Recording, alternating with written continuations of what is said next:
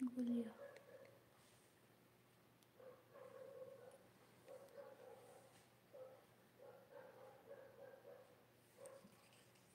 Hi, Ate Rich! Salamat po. Thank you, thank you. Sandali. Ano ako guys, magpunta ako sa mga bahay-bahay nyo, gagala ako. Kay Sir Alfredo, tapos na kay Ate Rich.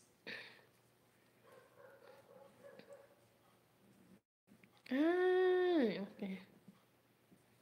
Oh, di ba may alaga si Ate Rita. Gusto ko tong pusa niya eh.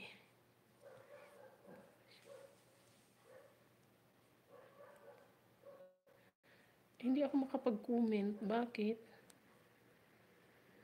Iba. Ba't di ako makapag-comment, mga ma'am? Ano nangyayari? Ay, ito pwede. Ay, hello muning. O, di ba? Sige lang po, Ma'am Jo. No problem, Ma'am Jo. Salamat po, Ma'am Jo. Ay, hindi ako makapag-comment sa iyo, Ate Ritz. Nag-iwan na lang po ako ng na nag-like na lang po. Hi, Ate Sisikoy. Salamat po, Ate Sisikoy.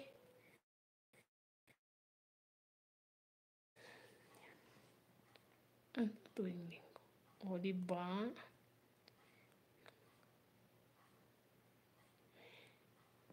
Pero sa video, Tingnan mo. Na-stuck na naman yung keypad ko. Ayaw gumalaw. O, diba? Hayaan mo siya. Ganyan din kasi minsan yung cellphone. Ay, ganyan din? Oo. Yung pag nabilisan ko ng pindot, hindi, hayaan ko muna siya. Babalik din naman. Tapos na.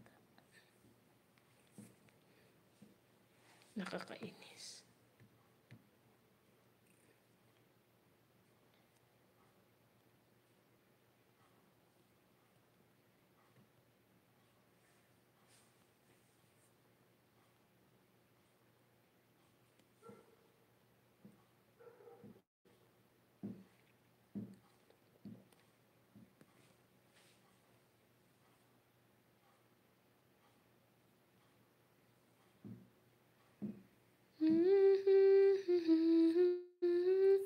Salamat po everyone. Thank you, thank you. Sandali lang.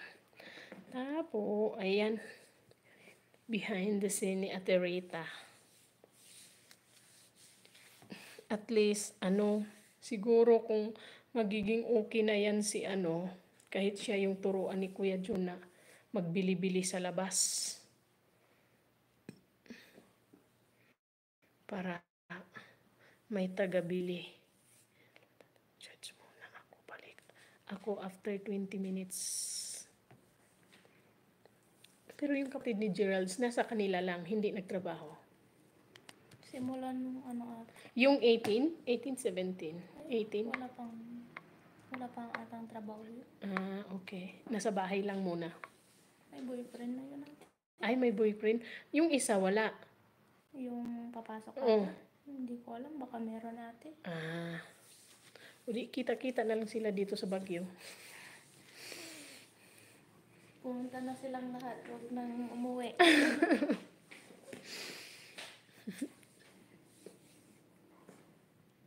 Sana sana papalik sila sa England.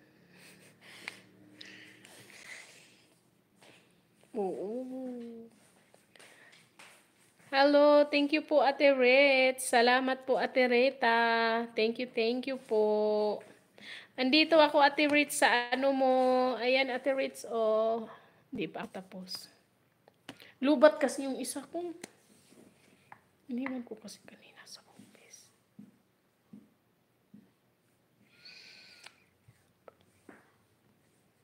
Pwede mo tingnan, marami akong video dyan.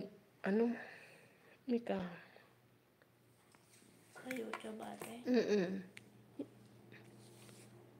Kilala mo ba ako? Ayan tayo eh. Mahina kasi signal ko. Ay mahina, wag nagkaroon. Nandoon nga si Lynn. May signal ba doon? Wala din ate. Ang hirap. Kasi sa harap ng office eh. Pati sa taas na yun. Meron sa taas, no? Doon sa kwarto ate. O yun, kasi kasama yun eh. Yung sa office, tapos doon sa kwarto ninyo. Yun, magkasama yun.